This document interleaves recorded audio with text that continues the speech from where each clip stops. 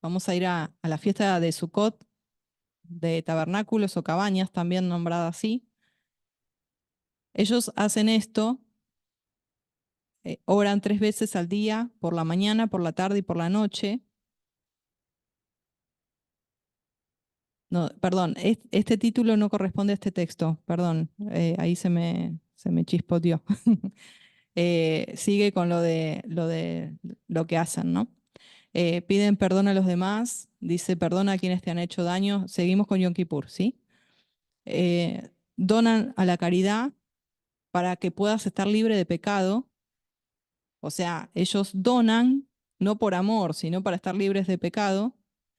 Lo hacen como otro acto de expiación, el donar a la caridad para que te libere de pecados.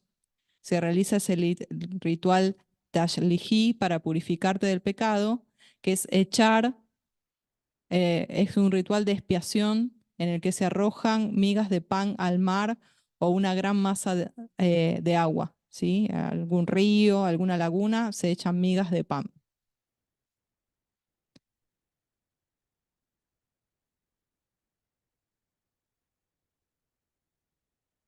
Seguimos adelante perdón, que el título no tiene nada que ver. Seguimos con Yom Kippur, ¿sí? Con los añadidos. También lo que hacen es, como van a ayunar, el día anterior hacen fiestas grandes comilonas, ¿sí? Grandes comidas, bastante, como para llenar la pancita y para después el otro día poder hacer el ayuno, ¿no? Entonces hacen unas fiestas grandes con bastante comida, se encienden velas, se visten de blanco durante todo Yom Kippur como símbolo de pureza, no se bañan, no se aplican aceites ni perfumes en el cuerpo, está prohibido por leyes rabínicas llevar cuero o cualquier producto animal, no tener relaciones sexuales, y no se puede comer y beber, ¿sí? Y asistir a los 5 servicios de oración en una sinagoga. Es decir, 5 veces una persona tiene que ir, un hombre tiene que ir a la sinagoga ese día de Yom Kippur. Ahora sí, vamos a la fiesta de Sukkot.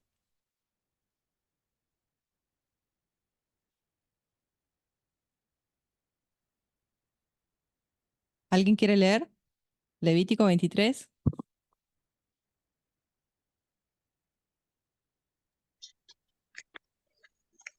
Y habló Yud-Heh-Vah-Heh a Moisés, diciendo, habla a los hijos de Israel y diles, a los 15 días de este mes séptimo será la fiesta solemne de los tabernáculos de Yud-Heh-Vah-Heh, por 7 días. El primer día habrá santa convocación, ningún trabajo de siervo haréis. Amén, gracias, amada. Con gusto. Entonces vemos que a los 15 días de este séptimo mes tenemos primer día y último día, Shabbat, Shabbat de la fiesta. Y vamos a celebrar durante 7 días. ¿Sí? Dice así Levítico 23, 39 al 43. Pero a los 15 días del mes séptimo, cuando hayáis recogido el fruto de la tierra, haréis fiesta a Yuhet Bajei por 7 días. El primer día será día de Shabbat y el octavo día también. Y tomaréis el primer día ramas con frutos de árbol hermoso, ramas de palmeras, ramas de árboles frondosos, sauces de los arroyos, y os regocijaréis delante de Yuhet Bajei vuestro Elohim por 7 días. Y le haréis fiesta a Yuhet Bajei por 7 días cada año. Será estatuto perpetuo por vuestras generaciones. En el mes séptimo la haréis. En tabernáculos o en Sukkot habitaréis 7 días. Todo natural de Israel habitará en tabernáculos para que sepan vuestros descendientes que en tabernáculos hice yo habitar a los hijos de Israel cuando los saqué de la tierra de Egipto. Yo, Yuhed Bajei, vuestro Elohim. Aquí vemos cómo se celebra la fiesta. Son 7 días donde nosotros salimos de nuestra comodidad de la casa y nos armamos una carpita, nos armamos una azúcar, ¿sí? Aquellos que no tienen posibilidad, se arma dentro de una zona de su casa, así como un toldito con una sábana o con algunas ramas allí, si pueden buscar, allí depende de donde ustedes vivan, ¿no? pero el hecho es simbólico de vivir 7 días en una suca. Se le llamaba así, dice, porque las familias debían habitar durante 7 días en tabernáculos o cabañas de ramas y hojas de árboles.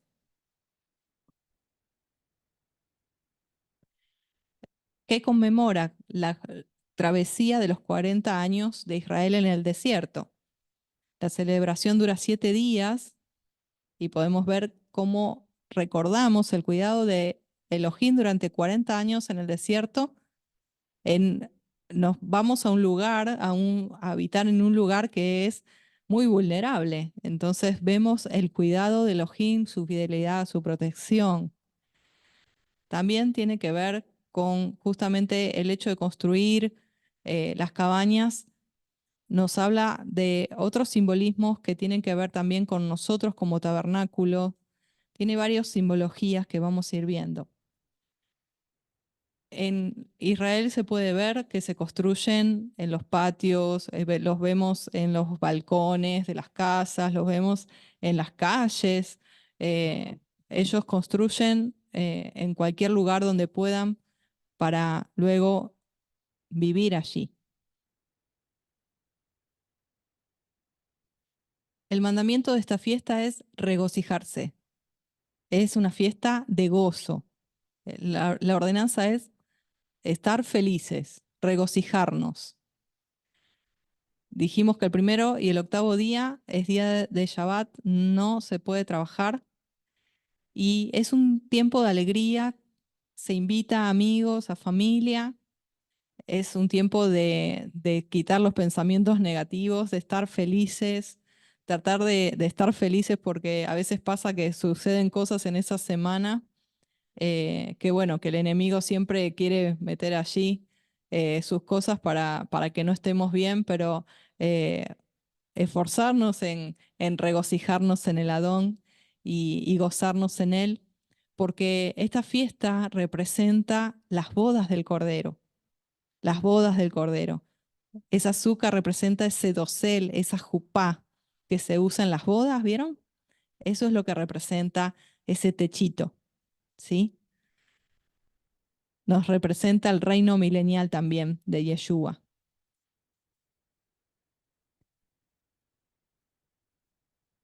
Una de las razones por las cuales Sukkot era un tiempo de regocijo era porque luego del tiempo de Teshuvá y de la redención de Yom Kippur venía el gozo de saber que nuestros pecados habían sido perdonados antes de tener el gozo de caminar con Elohim, poder conocer a Elohim y serle obedientes.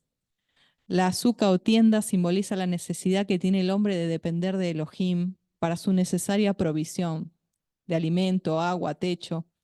Esto también implica el ámbito espiritual, que nosotros como la tienda, el cuerpo físico, es una morada temporal para nuestro ser y nuestro espíritu. Amén.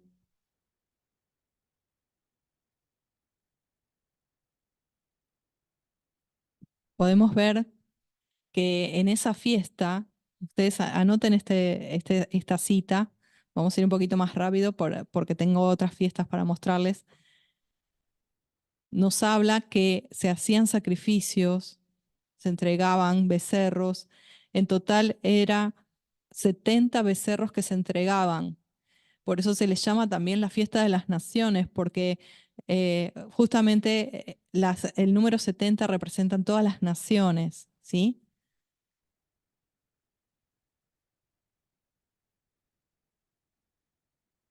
Ahí lo vemos. Dice justamente que Adonai pedía sacrificar esos 70 becerros para representación de que todas las naciones van a venir a Israel a reconocer a Yeshua como el rey, como el rey.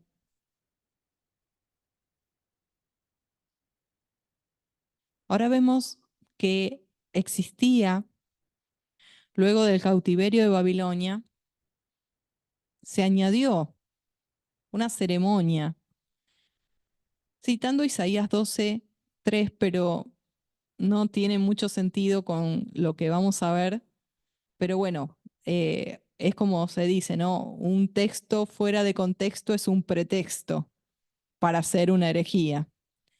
Entonces, eso mismo sucede. Toman Isaías 12:3 que habla de sacarás con gozo aguas de la fuente de salvación y allí empieza una situación de un ritual que se hacía sobre el altar para que llueva, para que haya aguas. Y miren lo que existía en el tiempo de Yeshua. Ya luego de, ya les digo, de Babilonia, se lo trajeron de Babilonia. La libación del agua. Grandes lámparas de oro, dice allí un historiador, eran erigidas con 4 tazas de oro en la parte superior de cada lámpara.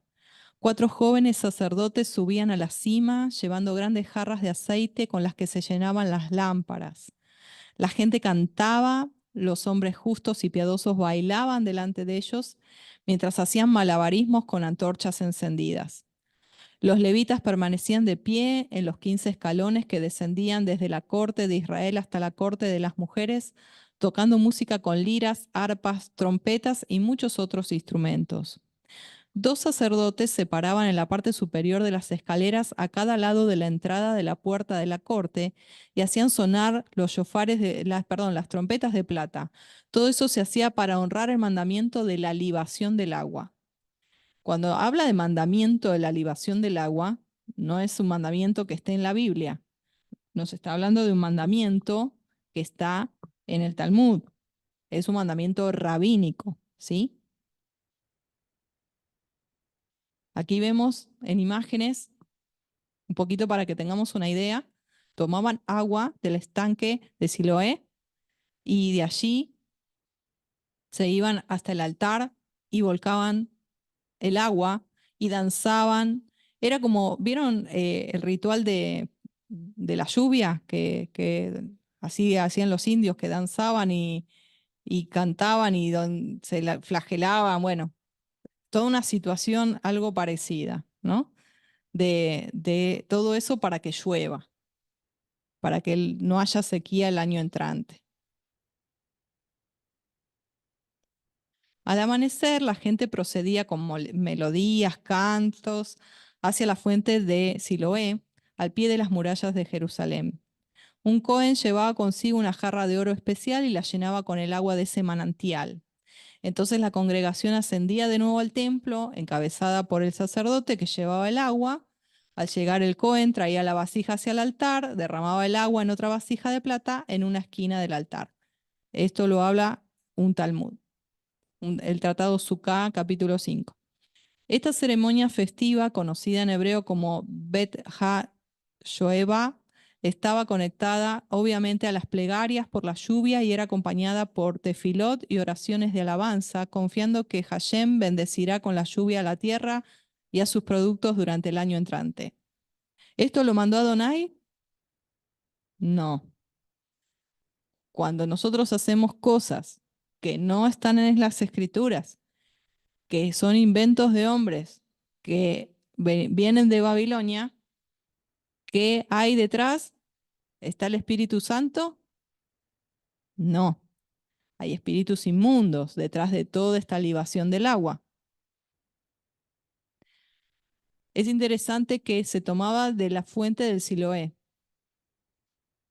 En esa fuente del Siloé, ¿se acuerdan que se movía y allí Yeshua sana a un hombre paralítico? La fuente del Siloé tenía todo era un afluente subfluvial que habían creado, pero el pueblo creía en que un ángel venía y movía las aguas. Creían en eso. No era que era un ángel de Dios que movía las aguas que Dios había enviado, no. Era una creencia mística de esa gente, de ese tiempo, porque se movían las aguas, pero en realidad era todo de un afluente, como decir, como eh, así no me sale, no un iceberg, ¿vieron los que salen del chorro para arriba? Bueno, tenía así, era un mover que tenía el agua natural, y bueno, ellos no conocían todo esto, entonces ellos creían que era un ángel, que sucedía esto. Justamente de ahí ellos van a buscar agua para hacer todo este ritual. Entonces, ¿a quién le estaban realmente orando? Al ángel de ese lugar, del estanque de Siloé. De acuerdo a las Mishnah, cada vez que daban vuelta al altar, miraban al cielo y confesaban, Aná Hashem Hoshiana, que significa, oh Yuhedbahei, envíanos nuestra salvación. Fue entonces cuando Yeshua en medio del templo, qué hermoso esto, se reveló como Mesías, identificándose a sí mismo como el agua viva que todos necesitamos. En el último y gran día de la fiesta, en el medio de toda esta libación del agua, Yeshua se pone en pie, me lo imagino y me gozo. Alzó la voz diciendo, si alguno tiene sed, venga a mí y beba, y el que cree en mí, como dice la Escritura, de su interior correrán ríos de agua viva. Qué impresionante, ¿se lo imaginan, hermanos? Qué impactante. Y con ese ruaj en esas palabras, Yeshua siendo algo sobresaliente, ¿no? En ese lugar, impactando a todo el mundo, me imagino. Vamos a ver algunos añadidos no bíblicos. No bíblico. Enfatizo que no es bíblico para que no lo hagan, ¿sí? ¿Cómo celebran Sukkot los judíos y algunos de raíces hebreas? Sukkot, se caracteriza por las cabañas que construimos al aire libre y las 4 especies que agitamos durante la festividad. Durante toda la semana de Sukkot comemos, dormimos y compartimos la azúcar, invitando cada noche a los ushpisim o ushpasim. Ahora, esto lo dice alguien que cree en esto. ¿Y quiénes son aquellos que invitan? Bueno, vamos a ver qué son los invitados. ¿Quiénes son los invitados de cada día de Sukkot para algunos de raíces hebreas y de la casa de Judá? El Zohar es un libro esotérico, místico, judío. Explica que el azúcar genera una energía espiritual tan intensa que la presencia divina se manifiesta realmente de una forma similar al Edén. Ahí ya entramos, hermanos, al misticismo, ¿sí? Ya ahí tenemos que tener cuidado porque ya estamos hablando de algo que no lo dice la palabra. Durante Sukkot, las almas de 7 patriarcas de Israel, Abraham, Isaac, Jacob, Moisés, Aarón, Joseph y el rey David, dejan el Gan Edén para participar en la luz divina del Sukkot terrenal. Esto lo dice el Zohar Emor 103a. Cada día de Sukkot, las 7 almas están presentes, pero cada una toma su turno para guiar a las otras 6. Hermanos, esto es peligrosísimo. Esto es espiritismo, está prohibido por la Torá y esto es realmente jugar con fuego extraño, invocar a espíritus inmundos porque no se va a presentar Abraham, no se va a presentar Aarón. Se van a hacer pasar por Aarón, por Moisés, por Jacob, pero son espíritus inmundos que se invitan a ese lugar donde tú estás con una mesa o con un lugar para dormir y se hacen invocaciones, invitando a estos seres que se hacen pasar por los patriarcas. Otro añadido no bíblico. si bien se nombran las especias, pero la forma del ritualismo, de cómo se presentan, no está en la Biblia. Y lo que significa para los rabinos. Dice así: agita el lulab y el etrog. Además de construir y morar en una azúcar, esta es la tradición festiva más importante de Sukkot. En el primer día del Sukkot, los participantes del ritual festivo agitan en todas las direcciones un manojo de ramas llamado lulab y una fruta llamada etrog. Un lulab es un ramo hecho de una hoja de palmera, 2 ramas de sauce y 3 ramas de mirto que están sujetadas con hojas tejidas. Un etrog es una toronja, es una fruta parecida a un limón, a una lima, cultivada en Israel. Para realizar el ritual, toma el lulab en tu mano derecha, les explican, ¿no? Y el etrón en la izquierda, di una bendición, una verajá, y luego sacúdelo en 6 direcciones: norte, sur, este, oeste, arriba y abajo, para simbolizar la presencia de Dios en todos lados. Esto, hermanos, me recuerda cuando el sacerdote católico empezaba con el incienso a moverlo para un lado, para el otro, ¿se acuerdan? Bueno, me vino esa imagen recién. La presencia de Dios no se va a manifestar por lo que tú muevas el lulab al norte, al sur, este, oeste, arriba y abajo. Él no se mueve por cosas externas.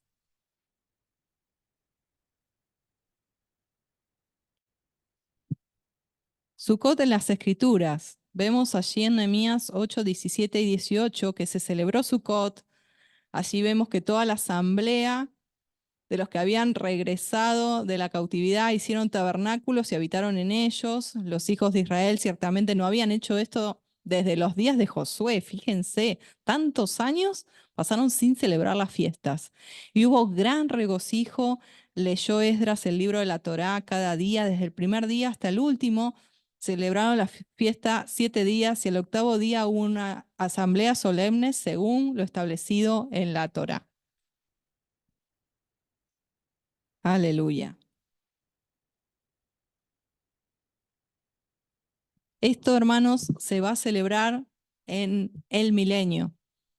Dice: acontecerá en los postreros tiempos que el monte de la casa de Yuhe será establecido como cabecera de montes y más alto que los collados, y correrán a él los pueblos.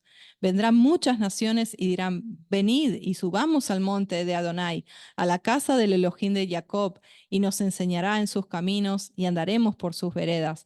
Porque de Sión saldrá la Torá y de Jerusalén la palabra de Yuhe, y él juzgará entre muchos pueblos y corregirá naciones poderosas hasta muy lejos, y martillarán sus espadas para asadones y sus lanzas para hoces. No alzará espada nación contra nación, ni se ensayarán más para la guerra, y se sentará cada uno debajo de su vid y debajo de su higuera, y no habrá quien los amedrente, porque la boca de Yuhe Sebaot lo ha hablado. Aleluya. Amén. Y todos los que sobrevivieren de las naciones que vinieron contra Jerusalén subirán de año en año para adorar al rey, a Yuhe Sebaot, y a celebrar la fiesta de Sukkot.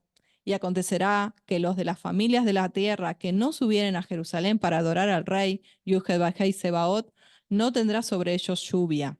Y si la familia de Egipto no subiere y no viniere, sobre ellos no habrá lluvia. Vendrá la plaga con que Yuhe herirá a las naciones que no subieren a celebrar la fiesta de Sukkot.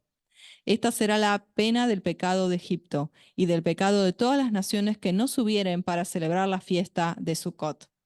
Así que, hermanos, esta fiesta estamos ensayando para ese día, para ese tiempo glorioso. Amén. Yeshua nació en Sukkot. Podemos ver un poquito más de esta fiesta tan importante.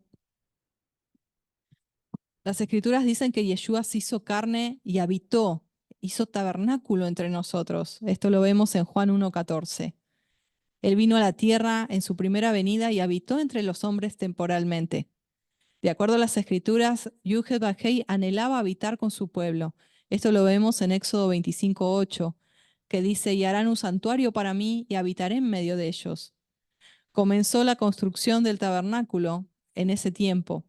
Después de descender Moshe con las segundas tablas de la ley, en el día de Yom Kippur, 5 días después, el día 15 del mes séptimo, comenzó la construcción del Mishkan, del tabernáculo, que representa que Adonai quería habitar con su pueblo. Más tarde este día fue ordenado por Adonai como el día de la celebración de la fiesta de Sukkot. El mensaje profético es claro. El mensaje es, en la fiesta de Sukkot habitaré entre ustedes. Yeshua nació y fue colocada en un pesebre. Eso es lo que nos dice Lucas 2:7. Pero la palabra que aparece en griego para pesebre es marbek. Pero más interesante cuando vamos al hebreo, que es la palabra Sukkot, que significa tabernáculo o residencia temporal.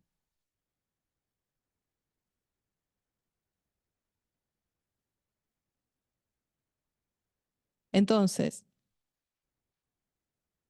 hay una pregunta, ¿no? ¿Por qué no encontraron lugar José y Miriam en Belén? ¿Por qué encontraron un azúcar, un lugar tan precario? Justamente porque estaban preparadas, había Sukkot o Sukkah por todos lados. Entonces podemos ver que estaban en plena fiesta de Sukkot. Ahora, no hay tabernáculos en diciembre. ¿Por qué? Porque allí hasta acá hay nieve en diciembre. Entonces nunca Yeshua, Jesús, como se conoce en el cristianismo, en el catolicismo, pudo haber nacido en un 24 a la noche de diciembre, ¿no? La palabra nos dice que el niño es Emmanuel, que significa Dios con nosotros. Entonces podemos ver que se cumple esta profecía porque Él vino a morar con nosotros y se cumple lo que Él dijo, que Él quería habitar entre nosotros. En Juan 1:14 dice, aquel verbo fue hecho carne y habitó entre nosotros. Por eso tenía que nacer en una azúcar, en Sucot, en la fiesta de los tabernáculos, porque Él se hizo para poder llegar a nosotros de esa manera. Dice Lucas 2, 10 al 12, pero el ángel le dijo, no temáis, porque aquí os doy nuevas de gran gozo. Esas palabras son las palabras para Sukkot, que tenemos que regocijarnos, que será para todo el pueblo que os ha nacido hoy en la ciudad de David un Salvador, el que es el Mesías, el Señor. Yeshua nació el primer día de Sukkot. Vamos a probarlo viendo el orden del sacerdocio del templo unos minutitos para encontrar la fecha exacta de por qué decimos que fue el primer día de Sukkot, ¿sí? Hay una evidencia. Vemos que Zacarías, el papá de Juan el Bautista, de acuerdo a la escritura, era sacerdote de la clase de Abías. Eso lo dice Lucas 1:5. Su mujer Elizabeth era de las hijas de Aarón. Cuando Zacarías ministraba en el templo, allí recibió el anuncio de la llegada de su hijo Juan el Bautista. Zacarías estaba, dice el versículo 8, ejerciendo el sacerdocio según el orden establecido. Según el orden establecido. Vamos a ver en la palabra cuál era el orden establecido. ¿Qué quiere decir? Bueno, él tenía el octavo turno en el servicio del templo de Jerusalén. Él tenía un turno que era el octavo turno, y esto lo podemos ver en Primera de Crónicas, donde vemos como dato que había 24 grupos sacerdotales que debían ministrar en el templo por una semana, siguiendo lo establecido por lo que ordenó el rey David.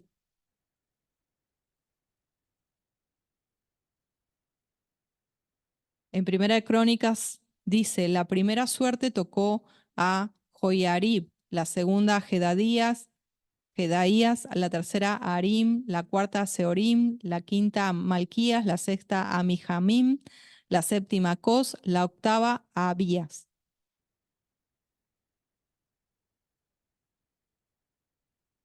Lucas 1:9 nos informa además que le había tocado por suerte dirigir la ceremonia de la presentación del incienso.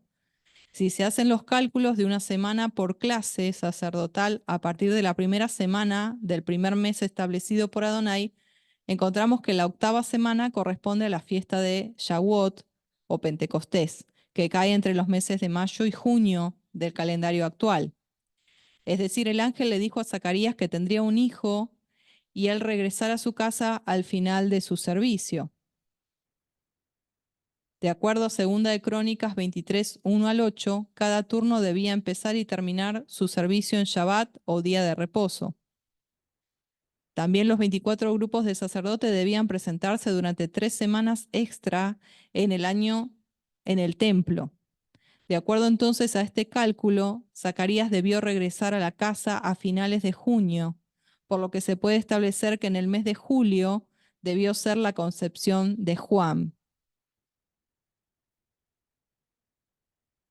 Si contamos 9 meses a partir de julio, tenemos una fecha aproximada para el nacimiento de Juan el Bautista en el mes de abril, cuando se celebra la fiesta de Pesaj en el mes de Abib.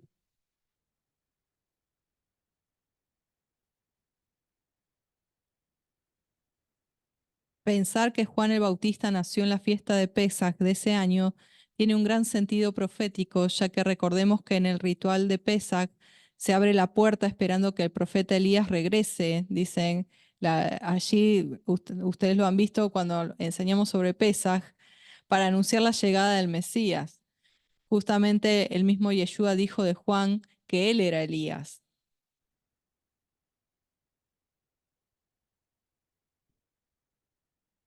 En Lucas 1:26 nos dice claramente que 6 meses después, María fue anunciada por el ángel que concebiría y daría luz al Mesías.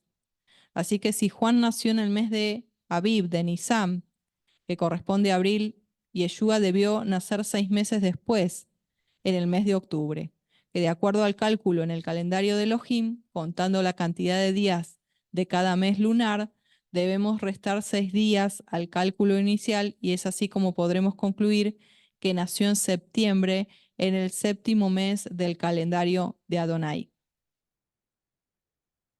Perdón si voy un poquito rápido, pero tengo otras fiestas que también les quiero mostrar. Y quiero que también tengamos el tiempo nuestro de preguntas y respuestas.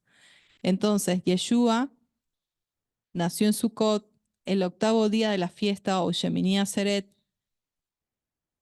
está relacionado con la fiesta de tabernáculos. ¿Por qué?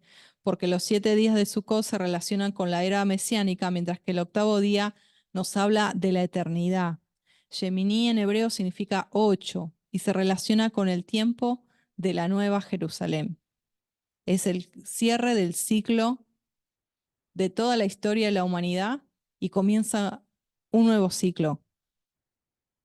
Por eso el número 8.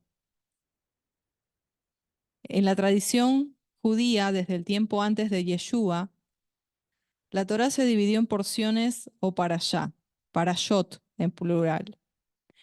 Es en este día 8º de Sukkot cuando se leen la última porción de Deuteronomio y la primera porción de Génesis. Se da comienzo al círculo nuevamente de la lectura de la Torá.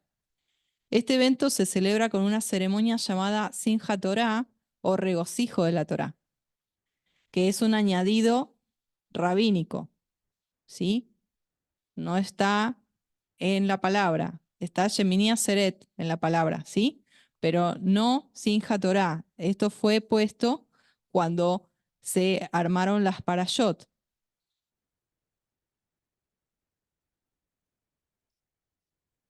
Fue también en el 8º día cuando, según la ley de la Torá, Yeshua fue circuncidado. Yeshua es la Torá viviente y celebramos a Yeshua ese tiempo de justamente el nacimiento de él. Amén. Vamos a seguir un poquito más. Entonces vemos que Shemini Atzeret es el 8º día cuando terminamos de estar en la Sukkah y está descrito en Levítico 23:36. Es cuando completamos toda esta temporada de las fiestas y hay un nuevo comienzo. Shemini Atzeret es festejada dentro del hogar, así como en Sukkot El aspecto universal de la fiesta está determinado a través de la ofrenda de 70 corderos para recordar a las naciones. En Shemini Atzeret solo nos concierne nuestra propia nación y nosotros mismos. O sea, nuevamente nosotros estamos en nuestro hogar, salimos de estar en la azúcar.